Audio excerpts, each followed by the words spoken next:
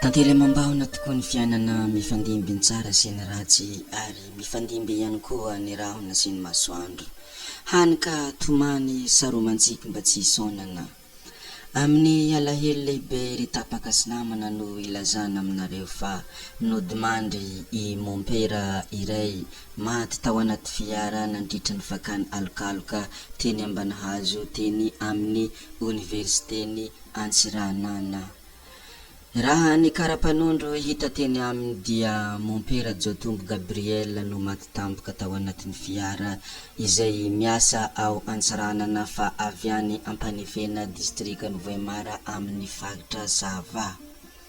Feno 7 taona amin'ny ity 2023 ity izy no nindozany fahafatesana tampoka izao.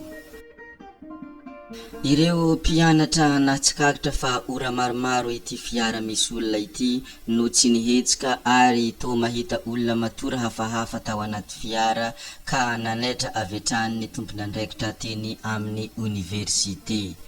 Ireo tompon'andraikitra teny amin'ny universite rehefa aveo dia niantso ny mpitandro filaminana namoha ilay fiara niaraka tamin'ny tompon'andraikitra ny universite.